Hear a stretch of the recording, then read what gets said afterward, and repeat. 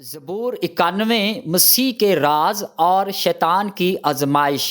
क्या आपने कभी सोचा है कि यीशु ने बदरूहों को क्यों निकाला? या 91 ज़बूर और यीशु की कहानी का गहरा ताल्लुक क्या है? शैतान की आजमाइश और यीशु की फतह और इनके दरमियान क्या ऐसी चीज वाकया हुई जो आप नहीं जानते? ये वीडियो एक ऐसी मौजू पर रोशनी डालेगी जो अक्सर नजरअंदाज किया जाता है, लेकिन इसके अंदर पोशीदा गहरी हकीकतें हैं। आपने कभी सोचा है कि यीशु मसीह ने बदरूहों को क्यों निकाला और ये ख्याल कहां से आया? क्या ये सिर्फ एक इत्तफाक था या कुछ और था? इस वीडियो में हम आपको ऐसी तफसीलात दिखाएंगे जो आपने कभी नहीं सुनी होंगी। ज़बूर 91 का एक खास ताल्लुक है। ये वीडियो आपको एक नई रोशनी में इस मफहूम को समझने का मौका देगी, साथ ही शैतान की आजमाइश और यीशु की फतह की हकीकतें आपकी सोच को बदल कर रख देंगी। अगर आप चाहते हैं कि आपकी बसीरत गहरी हो तो इस वीडियो को आखिर तक देखिएगा। इसमें हम एक ऐसे राज पर से पर्दा उठाएंगे जिसे जानकर आप हैरान रह जाएंगे। क्या आप तैयार हैं? इससे पहले कि हम इस राज में डाइव लगाएं, इसमें गोता लगाएं, सच्चाई से वाकिफ हो और सच्चाई तुम्हें आज़ाद करेगी। मेरा नाम पास्टर नजम है और आप pastor Najmul नाज़र official YouTube channel देख रहे हैं। अगर आप हमारे चैनल पर नए हैं और अभी तक आपने हमारे चैनल को सब्सक्राइब नहीं किया तो जल्दी से सबसे पहले हमारे चैनल को सब्सक्राइब करें और बेल के बटन को ज़रूर क्लिक कीजिएगा ताकि हर आने वाली नई वीडियो का नोटिफिकेशन आपको बर वक्त मिल सके। और अगर आज की वीडियो के वसीला से वाकई खुदा आपको ब्लेस करता है तो वीडियो को ज़रूर लाइक कीजिएगा और वीडियो के नीचे कमेंट्स में ज़रूर अपने ख्यालात का इजहार कीजिएगा। और इस वीडियो के लिंक को आप अपनी फैमिली और फ्रेंड्स के साथ भी जो है वो ज़रूर शेयर कीजिएगा। अगर आप हमें फेसबुक पर ज्वाइन करना चाहते हैं तो वीडियो की डिस्क्रिप्शन को चेक करें, वहां पर आपको फेसबुक पेज का लिंक मिल जाएगा। आप उस लिंक पर क्लिक कीजिए तो आप डायरेक्ट फेसबुक पेज पर पहुंच जाएंगे। अगर आप हमसे रब्ता करना चाहते हैं तो स्क्रीन पर दिए गए नंबर पर आप रेगुलर कॉल के जरिए हमसे रब्ता कर सकते हैं। आए अपनी वीडियो का आगाज करते हैं और खुदा के कलाम को सुनते हैं। अगर आप पूरे पुराने अहदनामा को पढ़ें तो उसमें कितनी किताबें हैं? अगर आपको ये आता है तो कमेंट्स में ज़रूर लिखें। उसमें 39 किताबें हैं पुराने अहदनामा में, और जब आप इन सारी किताबों को पढ़ेंगे तो आप हैरान होंगे। जो अभी मैं बात बताने वाला हूँ वो ये है कि एक भी आपको ऐसा वाकया नहीं मिलेगा जहाँ पर बदरूहें निकालने का जिक्र हो। आसान लफ्ज़ों में कि कोई आपको एक ऐसा शख्स नहीं नज़र आता होगा, चाहे वो तमाम नबी भी आप इकट्ठे कर लें, कि जो बदरूहों को निकालते दिखाई दिए गए हों। ये कभी नहीं हुआ। लेकिन फिर ऐसा कैसे हुआ कि जब यीशु मसीह जाहिर हुए तो उन्होंने बदरूहों को निकालना शुरू कर दिया? तो फिर क्या लोगों ने अचानक ये सोच लिया कि ये वही काम है जो मसीह को करने चाहिए, यही उसकी पहचान है? ये तस्वुर कहाँ से आया? ये ज़बूर 91 से आया है। ये वो ज़बूर है जिसका अक्सर हवाला दिया जाता है। इससे पहले कि हम इसको गहराई के साथ जानें, मैं 91 ज़बूर की तलावत करना चाहता हूँ। आप में से बहुत सारे लोगों को ये ज़बूर आता है, लेकिन इसको पढ़ना क्यों ज़रूरी है? क्योंकि आगे जाकर जो मैं इसमें से आपको भेद बताने वाला हूँ वो आपकी सोच को बदल देंगे और आज तक वो आपने नहीं सुने। ज़बूर 91 पहली आयत से पढ़ते हैं। लिखा है, जो हक ताला के पर्दा में रहता है वो कादर मुतलिक के साए में सकूनत करेगा। मैं खुदावंद के बारे में कहूँगा, वही मेरी पनाह और मेरा गढ़ है। वो मेरा खुदा है जिस पर मेरा तवक्कल है, क्योंकि वो तुझे सयाद के फंदे से और मोहलक वबा से छुड़ाएगा। वो तुझे अपने परों से छिपा लेगा और तुझे उसके बाजू के नीचे पनाह मिलेगी। उसकी सच्चाई ढाल और सीपर है। तू ना रात की हैबत से डरेगा, ना दिन को उड़ने वाले तीर से, ना उस वबा से जो अंधेरे में चलती है, ना उस हलाकत से जो दोपहर को वीरान करती है। تیرے آس پاس 1,000 گر جائیں گے اور تیرے دانے ہاتھ کی طرف 10,000، لیکن وہ تیرے نزدیک نہ آئے گی۔ لیکن تو اپنی آنکھوں سے نگاہ کرے گا اور شریروں کے انجام کو دیکھے گا۔ پر تو اے خداوند میری پناہ ہے، تو نے حق تعالیٰ کو اپنا مسکن بنا لیا ہے۔ تجھ پر کوئی آفت نہیں آئے گی اور کوئی وبا تیرے خیمہ کے نزدیک نہ پہنچے گی، کیونکہ وہ تیری بابت اپنے فرشتوں کو حکم دے گا کہ تیری سب راہوں میں تیری حفاظت کریں۔ وہ تجھے اپنے ہاتھوں پر اٹھا لیں گے تاکہ ایسا نہ ہو کہ تیرے پاؤں کو پتھر سے ٹھیس لگے۔ اب یہ جو آیات ہے یہ شیطان نے یسوع المسیح کے سامنے رکھی۔ اس کا مفہوم کیا ہے، گہرائی کیا ہے، اور کیوں شیطان نے یہ حوالہ یا یہ زبور یسوع المسیح کو کہا؟ اس کے پیچھے اصل میں پوشیدہ راز کیا تھا؟ اور جتنی آسان ہم یہ چال سمجھتے ہیں، پھندا ابلیس کا سمجھتے ہیں، یہ اتنا سادہ نہیں ہے۔ یہ اپنے اندر ایک بہت بڑا اسرار یا بید چھپائے ہوئے ہے، اور آج ہم اس پر سے پردہ اٹھائیں گے۔ اگلی آیتوں کو پڑھتے ہیں۔ 13ویں آیت میں لکھا ہے، تو شیر ببر اور افی کو روندے گا، تو جوان شیر اور اژدہا کو پامال کرے گا۔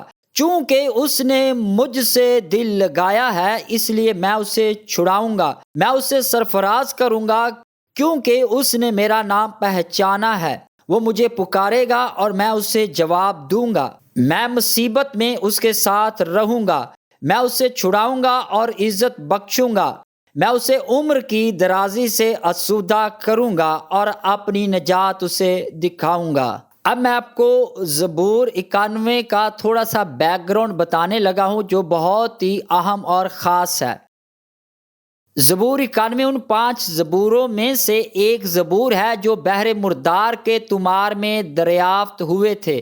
ان میں سے 4 زبور عبرانی بائبل میں شامل نہیں تھے، لیکن زبور 91 عبرانی بائبل کا حصہ ہے۔ یہ چاروں زبور جن یا بدروحوں کو نکالنے والے تھے، اور زبور 91 بھی انہی کے ساتھ رکھا گیا تھا، جو اس کے اصل مفہوم پر ایکسسزم سامز زبور ایک نئی روشنی ڈالتا ہے۔ اب سوال یہ ہے کہ زبور 91 کو بدروح نکالنے والے زبوروں کے ساتھ کیوں رکھا گیا؟ یہ زبور بظاہر ایک عام دعا کی طرح محسوس ہوتا ہے۔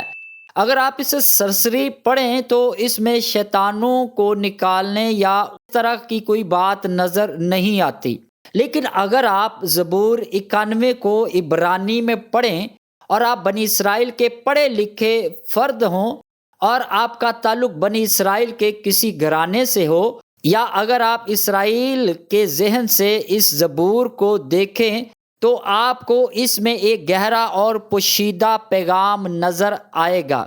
چونکہ یہ یہودیوں میں یہ زبور ہے تو اس لیے ہم بھی اس کو یہودی پرسپیکٹیو میں دیکھیں گے یا یہودی ذہنیت میں اس کو دیکھیں گے، اور پھر ہی ہم اس کے گہرے اور پوشیدہ پیغام کو صاف صاف دریافت کر سکیں گے یا کھوج سکیں گے، یا ہم پر عیاں ہو جائے گا۔ عبرانی بائبل میں 91 زبور کی ایک خاص بات یہ ہے کہ اس کے آغاز میں کوئی تعارفی جملہ نہیں لکھا گیا، جبکہ زیادہ تر زبوروں میں ایسا ہوتا ہے، جس کو سپرسکرپشن کہتے ہیں۔ میں بھی زیادہ تر لوگ اس کو نہ سمجھے کہ میں نے کیا کہا ہے۔ جب آپ اس زبور کے پیچھے والا زبور یعنی کہ 90 زبور پڑھتے ہیں تو زبور کی پہلی آیت میں تو لکھا ہے، یا رب پشت در پشت تو ہی ہماری پناہ گاہ رہا ہے۔ اس سے پہلے اس کے اوپر ایک لائن لکھی ہوتی ہے، بہت سارے زبوروں میں آپ نے یہ دیکھا ہوگا۔ تو اس 90 زبور میں لکھا ہے، مرد خدا موسیٰ کی دعا۔ میں اس جملے کی بات کر رہا ہوں۔ اس کو تعارفی جملہ کہتے ہیں۔ یونانی بائبل سیپچوئنٹ میں اسے داؤد کا زبور کہا گیا ہے۔ اس ترجمے میں بعض الفاظ عبرانی متن سے مختلف ہیں، کیونکہ یہ کسی خاص عبرانی نسخے پر مبنی تھا۔ جو ہمیشہ روایتی عبرانی بائبل سے نہیں ملتا۔ بدروحوں کے بارے میں بائبل کیا کہتی ہے؟ ایک اہم سوال یہ ہے کہ اگر آپ پورے پرانے عہد نامہ کو پڑھیں تو آپ کو کہیں بھی کوئی ایسا واقعہ نہیں ملے گا، کبھی بھی نہیں، جہاں کسی نے بدروحیں نکالی ہوں۔ ابھی جو میں آپ کو بتانے لگا وہ بہت حیران کن ہوگا۔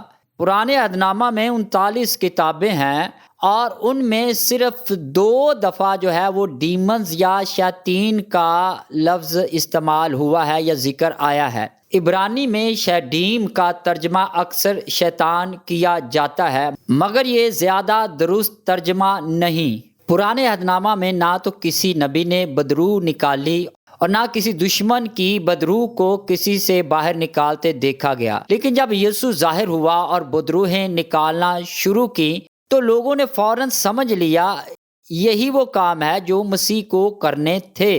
یہ مسیحیت کی نشانی ہے۔ یہ تصور کہاں سے آیا؟ یہ زبوروں سے آیا جو داؤد اور سلیمان سے منسوب کیے گئے ہیں۔ دوسری ہیکل کے دور میں یہ عقیدہ عام تھا کہ داؤد اور سلیمان کو بدروحوں پر قدرت حاصل تھی، لہٰذا اگر مسیح داؤد کی نسل سے ہوگا تو اسے بھی یہی قدرت حاصل ہونی چاہیے۔ تھوڑا سا میں آپ کو اس کا بیک گراؤنڈ بتا دیتا ہوں تاکہ آپ اس کو مزید اچھے طریقے سے سمجھ سکیں۔ دوسری ہیکل کے دور میں یہ عقیدہ واقعی عام تھا کہ داؤد اور سلیمان دونوں کو بدروحوں پر قدرت حاصل تھی، اور یہ بات تاریخی طور پر اہمیت رکھتی ہے۔ اس وقت کے مذہبی اور ثقافتی ماحول میں داؤد اور سلیمان کو روحانی رہنماؤں اور بادشاہوں کے طور پر بہت عزت دی جاتی تھی۔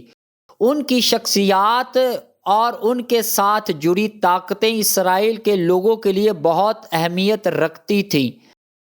داؤد اور بدروحوں پر طاقت۔ داؤد کی زندگی میں بدروحوں کے اثرات کا ذکر خاص طور پر اس وقت آیا جب وہ شاہی دربار میں تھا۔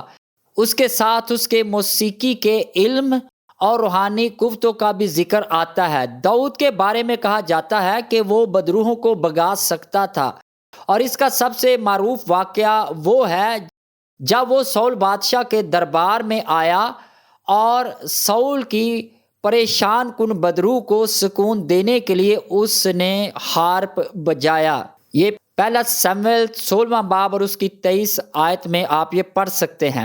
سلیمان اور بدروحوں پر طاقت۔ سلیمان کو حکمت اور علم کے حوالے سے مشہور کیا جاتا تھا، اور اس کے بارے میں بھی کہا جاتا تھا کہ اس کے پاس بدروحوں اور جنات پر حکمرانی کی طاقت تھی۔ بائبل میں سلیمان کی حکمت اور طاقت کا ذکر خاص طور پر اس کے فیصلوں اور بادشاہی کے انتظامات میں ہوتا ہے۔ اس کے علاوہ یہ عقیدہ تھا کہ سلیمان جنات اور بدروحوں کو قابو کرنے کی صلاحیت رکھتے تھے اور وہ ان سے مختلف کام لے سکتے تھے۔ یہ جو بھی میں آپ کو بتا رہا ہوں یہ یہودیوں کے پرسپیکٹیو سے بتا رہا ہوں۔ ان کے بارے میں اس طرح کے خیالات رکھتے تھے اور ان کی کتابیں اس طرح کے خیالات ان کے بارے میں رکھتی تھیں۔ داؤد اور سلیمان کے دور میں بدروحوں یا شیطانوں پر طاقت حاصل کرنا ایک اہم روحانی خصوصیات سمجھی جاتی تھی۔ ان کی زندگیاں اور حکومتوں میں یہ طاقتیں خدا کی مرضی کے مطابق تصور کی جاتی تھی، اور ان کو اس بات کا اختیار دیا گیا تھا کہ وہ اسرائیل کے لوگوں کی روحانی اور جسمانی حالت کو بہتر بنا سکیں۔ اس وقت کے عقیدے کے مطابق بدروحوں کا سامنا کرنا اور ان کو نکالنے کا عمل خدا کی طرف سے دی جانے والی خصوصی طاقتوں کا حصہ تھا، جس کے ذریعے ان شخصیات کو اسرائیل کی حفاظت اور پاکیزگی کی خاطر یہ اختیار حاصل تھا۔ یہ بیک گراؤنڈ بتانے کا مطلب یا مقصد یہ ہے کہ ہم اس وقت کی ثقافت اور یہودی منٹیلٹی کو سمجھ سکیں تاکہ ہم اس زبور کی گہرائی میں چھان بین کر سکیں۔ اگر ہم عام ذہن سے سوچیں تو ہمیں یہ نقطہ سمجھ نہیں آتا، کیونکہ ہم اس وقت کے یہودیوں کی ثقافت سے واقف نہیں ہیں۔ ہمیں معلوم نہیں کہ زبور 91 کو اس دور میں کیسے دیکھا جاتا تھا، لیکن جب یسوع آیا اور اس نے بدروحوں کو نکالنا شروع کیا تو لوگوں نے فوراً پہچان لیا کہ یہی وہ علامت ہے جو مسیح کے آنے کا ثبوت دیتی ہے۔ اب ہم دیکھتے ہیں کہ شیطان کی آزمائش اور 91 زبور، بہت ہی گہرا یہ راز ہے جو ہم آپ کے ساتھ شیئر کرنے والے ہیں۔ یہ حیران کن بات نہیں کہ شیطان نے یسوع کو آزمانے کے لیے 91 زبور کا حوالہ دیا۔ اس نے خاص طور پر یہ آیت چنی، وہ اپنے فرشتوں کو حکم دے گا کہ تیری حفاظت کریں، وہ تجھے اپنے ہاتھوں پر اٹھا لیں گے تاکہ تیرے پاؤں کو پتھر سے ٹھیس نہ لگے۔ یہاں اصل میں ہو کیا رہا ہے؟ شیطان یسوع کے بارے میں معلومات حاصل کرنے کی کوشش کر رہا تھا۔ وہ جانتا تھا کہ یسوع کون ہے اور یہ بھی جانتا تھا کہ یسوع کیوں آیا ہے، مگر وہ یہ نہیں جانتا تھا کہ خدا کا منصوبہ کیا ہے۔ اس لیے اس نے یسوع کو آزمایا اور چاہا کہ وہ شارٹ کٹ اختیار کرے۔ اس کی آخری آزمائش سب سے خطرناک تھی کیونکہ یہ بت پرستی پر مبنی تھی۔ اگر یسوع کہہ دیتا، ہاں یہ زبور 91 کی آیت ہے اور میں داؤد کا بیٹا ہوں، چلو دیکھتے ہیں کہ یہ وعدہ کیسے پورا ہوتا ہے، اور خود کو نیچے گرا دیتا اور فرشتے آ کر اسے تھام لیتے، تو شیطان کیا سیکھتا؟ یہ کہ وہ یسوع کو قتل نہیں کر سکتا۔ اور پھر اس کی اگلی حکمت عملی کیا ہوتی؟ وہ یسوع کے قتل کی سازش کرتا، لیکن یسوع جانتا تھا کہ ایسا نہیں ہونے دے گا، اس لیے اس نے کہا کہ تو خداوند اپنے خدا کی آزمائش نہ کر۔ یہ صرف شیطان کے لیے جواب نہیں تھا، بلکہ اس میں ایک گہرا پیغام بھی تھا۔ اور یسوع نے یہ کہا، شیطان تو جو ہے وہ خدا کو مجبور نہیں کر سکتا کہ وہ اپنے منصوبے ظاہر کرے۔ اسرائیل کی ناکامی اور یسوع کی فتح۔ اب دیکھتے ہیں کہ اسرائیل کی ناکامی اور یسوع کی فتح۔ 91 زبور خدا کے خادم یعنی اسرائیل کے بارے میں بات کرتا ہے جو بیابان میں آزمائش سے گزرتا ہے۔ کیا پرانے عہد نامہ میں اسرائیل خدا کے بندے ہونے کے امتحان میں کامیاب ہوا؟ ہاں، مگر نہیں۔ وہ بالآخر وعدہ شدہ زمین میں پہنچے، مگر ناکامیوں کے بعد انہوں نے 40 سال بیابان میں گزارے، فتح مکمل نہ کر سکے اور آخر کار بت پرستی میں پڑ گئے۔ نتیجہ جلاوطنی۔ لیکن یسوع نے کیا کیا؟